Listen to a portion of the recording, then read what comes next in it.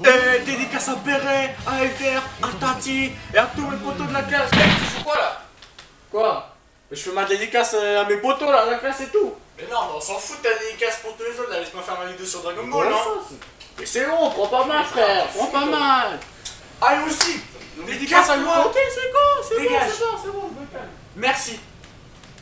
Fouh, malade lui hein. Salut, c'est Sai, et si aujourd'hui je fais cette vidéo, c'est parce que je suis le projet DBRB3, ou Dragon Ball Rising Blast 3 si tu préfères, de Trevax. D'ailleurs, je vais vous laisser le lien de sa chaîne dans la description, et aussi dans les fiches, normalement juste ici. Pour faire court, le projet DBRB3 est un projet qui consiste à créer le jeu DBZ entre guillemets parfait, dont Trevax est la personne qui a eu l'idée de ce projet justement. En gros, Trevax demande aux fans de Dragon Ball qu'est-ce qui serait cool de mettre dans un jeu Dragon Ball. Et du coup on se retrouve assez souvent avec des idées du style le même système de combat que Dragon Ball Z Budokai Tenkaichi 3, avec les combats de vagues déferlantes, Kamehameha contre Canon Garrick. On se retrouve aussi avec des idées comme créer plusieurs personnages, genre comme dans Dragon Ball Rising Blast 2 où on a Broly en Super Saiyan 3, what the fuck, mais c'est cool quand même. Après il y a aussi l'idée de pouvoir créer son avatar comme dans Dragon Ball Z Ultimate Tenkaichi et aussi comme dans Dragon Ball Xenoverse. Et non, je n'accepte pas les personnes qui disent ça. Ouais, mais tu sais que Dragon Ball Xenoverse 1 c'est le tout premier jeu Dragon Ball à avoir eu l'idée de créer un avatar. Et non, c'est pas Dragon Ball Xenoverse qui a eu l'idée. En vrai c'est Dragon Ball Z Ultimate Tenkaichi qui a eu l'idée en premier. Bon, maintenant on s'attaque à ma partie préférée de la vidéo. Numéro 1. Les personnages. Les personnages est un truc super important dans les jeux Dragon Ball. Dragon Ball possède un univers tellement vaste qu'il faudrait je sais pas combien d'espace de stockage pour pouvoir mettre tous les personnages de Dragon Ball. Du coup pour moi et comme pour plein d'autres fans de Dragon Ball, le fait d'avoir beaucoup de personnages jouables, c'est quelque chose de très intéressant. Et ce qui serait surtout cool, c'est que même les personnages nuls, par exemple de Dragon Ball, genre les soldats de Freezer ou les soldats du ruban rouge, bah ce qui serait cool, c'est qu'ils aient une spécificité bien à eux, tu vois. Genre, je pourrais dire par exemple que les soldats de Freezer, ils ont une capacité qui permet de, je sais pas, genre paralyser l'adversaire, comme ça après, ils sont un peu plus puissants, tu vois. Enfin bref, des trucs qui sont bien cool et qui sont propres à eux. Numéro 2. Les terrains gigantesques. Quand je parle de terrain gigantesque, je pense au jeu plutôt bof qui s'appelle Dragon Ball Battle of Z. Car ce jeu a beau être nul, ce jeu possède un terrain juste gigantesque. Vraiment, c'est genre, on pourrait comparer un niveau de Dragon Ball Xenoverse 2, hein, un niveau de Battle of Z. Le niveau de Battle of Z est 2 fois plus grand que celui de Dragon Ball Xenoverse 2. Ça, j'en suis sûr et certain. Bien sûr, si j'ai envie d'avoir un terrain super grand et super vaste, c'est surtout pour avoir déjà des combats en multi ultra cool. T'imagines déjà avoir un 4 contre 4 et genre, tu peux te balader où tu veux et genre tu te fais un contre 1 dans ton coin et genre tes coéquipiers font des 1 contre 1 dans leur coin. Déjà ça serait vraiment cool. Mais surtout t'imagines niveau technique spécial à quel point ce serait al dente, tu vois. T'imagines que t'as genre un Kamehameha par-ci, un Sokidan par-là, un Genki Dama derrière toi, des vagues déferlantes je sais pas où. Enfin bref, vous m'avez compris. Numéro 3. Les tenues et transformations inédites. Ce qui serait cool, c'est de mettre plein de tenues aux personnages. Mais quand je dis plein de tenues, c'est pas des tenues comme dans Dragon Ball Xenoverse 2, hein, où genre on te met 1 million de tenues pour Son Goku, mais genre la plupart du temps, c'est soit des petites techniques qui changent comme ça, ou soit c'est genre oh, t'as une petite cachure sur ta tenue, on va le mettre comme tenue spéciale. Non, moi quand je dis tenue, je parle de vraies tenues.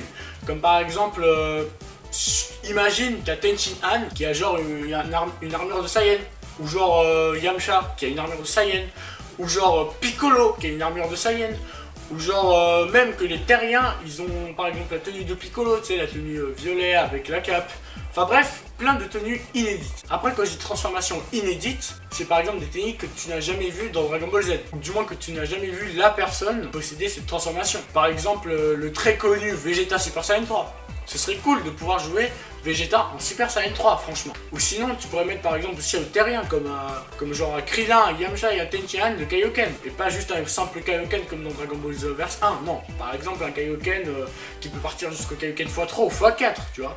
Bon, j'ai pas envie d'abuser jusqu'au x20, voire pire, mais minimum jusqu'au x4, quoi, histoire que les terriens soient plus intéressants à jouer, on va dire. Ou sinon, il y a aussi le potentiel éveillé, comme dans les vieux jeux, Dragon Ball, je crois que c'était Dragon Ball Budokai, le premier du nom, où on avait Krillin qui pouvait se transformer en potentiel éveillé. Ou sinon, comme dans Dragon Ball Burst Limit, où on a Piccolo et Krillin qui peut se mettre en potentiel éveillé. Enfin, potentiel éveillé. Krillin, il peut se mettre en potentiel éveillé, mais Piccolo, c'est plus à la fusion avec Tout-Puissant. Mais quand même, ce serait super cool d'avoir des transformations comme ça. Parce que concrètement, bah Piccolo il a aucune transformation, à moins qu'on peut le mettre une transformation en géant, comme Slug, vu que c'est un Namek. T'imagines Piccolo en géant? Ça, ce serait stylé. Numéro 4. Le voyage à travers le monde. Bon, ce que je veux dire par le voyage à travers le monde, c'est par exemple comme dans Dragon Ball Z Budokai Tenkaichi 2. En gros, dans ce jeu, on peut voyager à travers le monde, justement. En gros, on peut partir d'un point A à un point B, mais on peut aussi se balader dans le monde. Genre par exemple, tu pourrais partir chez Baba la Voyante, tu pourrais partir chercher des boules de cristal ou faire des défis. Et en parlant de défis, justement, chez Baba la Voyante, dans Dragon Ball Z Budokai Tenkaichi 2, des fois Baba la Voyante te donnait des défis. Comme par exemple te battre contre des guerriers à elle, genre, je sais pas, Tortue Géniale, ou guerrier de Dragon Ball. Dragon Ball, pas Dragon Ball Z, je précise. Ou sinon, ce qui serait cool aussi, c'est que genre, tu pars, je sais pas, par exemple dans une ville, genre Saturn City, et genre, je sais pas, tu fais un combat contre par exemple Videl, et genre, si tu la bats, bah, elle te donne un item, tu vois, histoire que ça fasse genre de contrepartie. Et ça, ce serait cool pour un jeu Dragon Ball. Numéro 5. Des défis What If. En gros, what if en français ça veut dire et si. Genre et si Vegeta avait battu Son Goku ou et si quelque chose. Et des défis what if ça date d'il y a longtemps. Ça date de Dragon Ball Z Budokai premier du nom comme avant. Où on avait par exemple des défis what if où genre Freezer avait battu tout le monde. Et genre il n'y avait pas de Super Saiyan. Ou sinon t'avais un truc du style ouais Vegeta c'est le tout premier Super Saiyan parce que Nappa pardon, il est mort et genre il s'énerve, il se transforme en Super Saiyan. Enfin bref, c'était what the fuck mais c'était génial. Avoir un truc comme ça qui change de l'histoire que tout le monde connaît, c'est super cool. Et du coup, ce qui serait bien, c'est d'avoir des défis what if, comme et si Yamcha avait réussi à reconquérir le cœur de Bulma en battant Vegeta, et si Nail avait battu Freezer première forme, genre quand ils se sont rencontrés sur Namek, qu'est-ce qui se serait passé après? Est-ce que toute la période Namek avait changé? Est-ce qu'on aurait deux de méchants, ou est-ce que l'armée du Freezer serait complètement défoncé, genre l'armée de Freezer n'existe plus quoi. Et si Tenshinhan avait battu Nappa dans la saga Saiyan, genre quand ils se sont battus, comme ça fait genre qu'en gros, au lieu de perdre son bras, bah il bat Nappa et il part sur Namek, et peut-être que lui aussi il aura le potentiel éveillé. Enfin le potentiel éveillé du grand doyen. Pas le potentiel éveillé que tout le monde connaît, genre son Goku ultime, non. Pas ce potentiel éveillé là, hein, on est d'accord. Et si Vegeta aurait été tué à la saga Saiyan par Krillin, tu sais, avec le katana là, et que genre que Son Goku avait pas le temps de dire non, arrête, fais pas ça. Et genre Vegeta meurt comme un con sur la planète Terre. Qu'est-ce qui se serait passé après? Est-ce que l'arc Namek aurait totalement changé? En avantage ou en désavantage?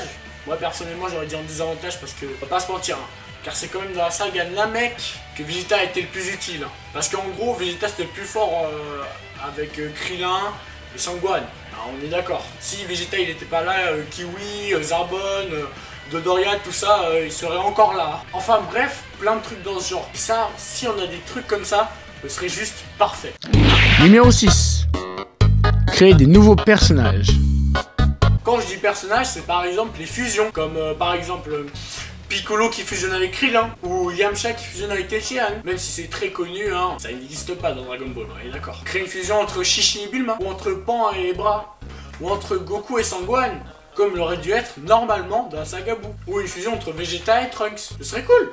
Et créer des fusions qui n'existent pas, ce serait super cool dans un jeu Dragon Ball. T'imagines genre la fusion entre Tenshinhan et Yamcha se battre contre la fusion entre Piccolo et Krillin, ce serait stylé. Numéro 7. Faire des combats contre des géants titanesques. Vu que dans l'univers Dragon Ball, il y a pas mal de personnages qui sont capables de se transformer en géants, comme les Namek, ou comme les Saiyans qui peuvent se transformer en Ozaru, moi je pense qu'il faudrait marquer, genre, tu te bats contre un géant. Toi dans ta tête, tu vas te dire quoi? Tu vas te dire que ce sera un combat de ouf, tu veux de l'action, tu veux que ça te mette du stress. Tu veux pas juste faire un combat avec des Kamehameha et genre tape dans le dos ou genre tu te prends la queue. Non, et tu te bats contre un géant, tu veux faire un combat de ouf, genre aussi intense qu'un combat de God of War. Et justement, on pourrait faire comme dans Dragon Ball Ultimate Tenkaichi. Dans Dragon Ball Ultimate Tenkaichi, quand notre avatar se battait contre un géant, il y avait des QTE. Bon, c'est vrai qu'il y avait des petites scènes assez chiantes où on faisait que bouger et taper les mains des Ozaru. Mais par contre, les scènes QTE étaient juste géniaux. C'est super intense, c'est génial. Et justement, on pourrait faire un genre de mix entre les QTE et les bastons en multi de Dragon Ball Xenoverse. T'imagines, tu te bats en multi à 4 contre un Ozaru, genre 4 personnages comme ça, 4 avatars, et que genre, vous avez chacun un délire avec un QTE. Mais quand je dis QTE, c'est par exemple un QTE en équipe, un QTE individuel, parce qu'après ça peut poser des bugs et ça fait n'importe quoi. Moi quand je dis QTE, c'est par exemple des QTE en équipe. Genre supposons que vous êtes tous ensemble en train de frapper l'Ozaru. Mais je veux que, mais tu vois, mais il faut que l'Ozaru soit gigantesque. Faut pas que ce soit juste un Ozaru à la Dragon Ball Xenoverse. Non, il faut que ce soit intense, que l'Ozaru soit vraiment un géant. Il faut que même quand tu voles, tu stresses, tu vois. T'es pas bien. Et justement, quand je dis QTE en équipe, c'est par exemple, il y a une barre de. L'Ozaru a une barre de santé. Et genre, au bout d'un moment, la barre de santé va être atteinte. Genre, il y a un niveau de barre de santé que tu dois atteindre. Et dès que tu auras atteint ta barre de santé, il y aura un QTE en équipe qui va se réaliser. Là, c'est la partie un peu plus dure. Je suis sûr que c'est possible, que c'est faisable de faire un truc pareil dans un jeu Dragon Ball. Supposons que vous êtes 4 à faire le QTE en même temps. Chacun a son QTE chez eux, ok? Il y a les 4 joueurs qui sont en coop, qui parlent en vocal et tout. Et justement, chacun a son QTE. Et si tout le monde réalise son QTE comme il faut, tout va bien. Vous combattez l'Ozaru, ça continue, le combat est intense, ok. Mais s'il y a une personne qui rate son QTE, au lieu de faire un genre de game over bien chiant comme dans les GTA, on pourrait faire un genre de game over, mais seulement pour le joueur qui a perdu, tu vois. Et genre, ça pénalise tous les autres. Ça va pas faire par tout le monde. Genre, supposons que le joueur 3 a perdu son... Enfin, a raté son QTE.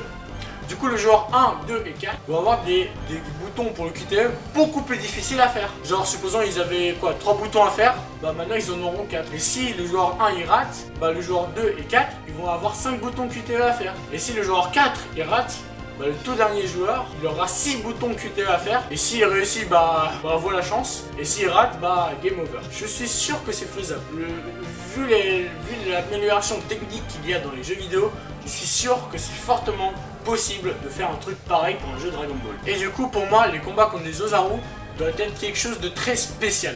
Bon, vous avez remarqué, je parle énormément de QTE.